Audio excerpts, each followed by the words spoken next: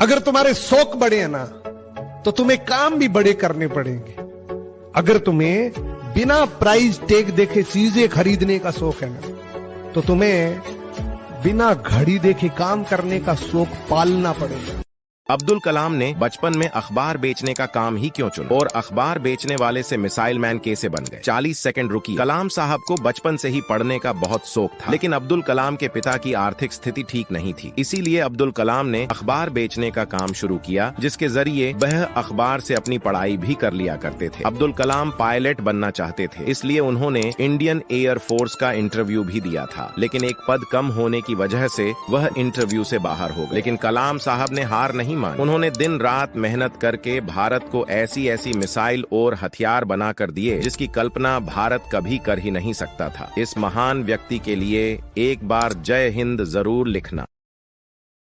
दोस्तों, अब्दुल कलाम जी को भारत देश का सबसे ईमानदार स्वाभिमानी मुस्लिम क्यों कहा जाता है? वजह जानकर आप भी हैरान हो जाओगे दोस्तों। दरअसल साल 2014 में अब्दुल कलाम एक कार्यक्रम में गए थे, तो वहां उन्हें एक कंपनी ने ग्राइंडर का एक सेट गिफ्ट किया। शुरू में तो अब्दुल कलाम ने उन्हें लेने से मना कर दिया, लेकिन जब बार बार रिक्वेस्ट की गई तब उन्होंने गिफ्ट ले लिया और अगले दिन कलाम जी ने उस ग्राइंडर की कीमत का एक चेक बनाया और कंपनी को भेज दिया। कुछ दिनों बाद कंपनी की तरफ से कॉल आया और उन्होंने चेक डिपॉजिट करने से ही मना कर दिया। तो कलाम जी ने उन्हें साफ साफ कह दिया कि अगर आप ये चेक डिपॉजिट नहीं करते हैं तो मैं आपका गिफ्ट वापस भेज दूंगा। इसके बाद उस कंपनी ने ना चाहते हुए भी उस चेक को डिपॉजिट किया और उस चेक की फोटो को निकलवाकर उसे फ्रेम करवा के अपनी कंपनी में डिस्प्ले भी करके रखा है। कलाम जी के लिए 2 शब्द जरूर लिखे, जिन्होंने भारत को न्यूक्लियर पावर बनाया। ये कहानी है भारत के महान साइंटिस्ट की, जिसने देश के खातिर नासा का ऑफर ठुकरा दिया, जिन्होंने एक के बाद एक देश के लिए इतने मिसाइल बनाए कि आज पूरी दुनिया उनको मिसाइल मैन के नाम से जानती है। इनके ही बनाए PSLV का कमाल है कि आज भारत 10 रुपए किलोमीटर के कम खर्चे में मंगल पर चला गया, और ये भी इनकी ही देन है कि 2017 में भारत ने एक ही रॉकेट से 104 सैटेलाइट लॉन्च कर दिया और दुनिया में गजब का रिकॉर्ड बना दिया। और आज अमेरिका जैसा देश भी रॉकेट लॉन्च करने के लिए इंडिया की मदद मांगता है, और दुनिया भर के देशों को पछाड़कर मिसाइल पावर बनाने के मामले में भारत को 6वें नंबर पे लाने वाले भारत के महान साइंटिस्ट, जिनका जन्म दिवस स्विट्जरलैंड साइंस डे के नाम पे मनाता है, जिन्होंने पूरे दुनिया को दिखा दिया है कि भारत के पास भी साइंस की ताकत है। ऐसे दुनिया भर में भारत का सम्मान बढ़ाने वाले भारत के जनवादी राष्ट्रपति, भारत के मिसाइल मैन, जिनका नाम है डॉक्टर APJ अब्दुल कलाम।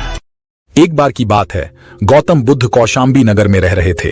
वहां की रानी गौतम बुद्ध का अलग अलग तरीकों से अपमान करती थी। रानी ने अपने कुछ लोग बुद्ध को अपमानित करने के लिए और परेशान करने के लिए उनके पीछे लगा दिए थे। रानी के आदेश पर वे सभी लोग बुद्ध का विरोध कर रहे थे, लेकिन बुद्ध ने किसी से कुछ नहीं कहा। उस समय बुद्ध के साथ उनका प्रिय शिष्य आनंद भी था।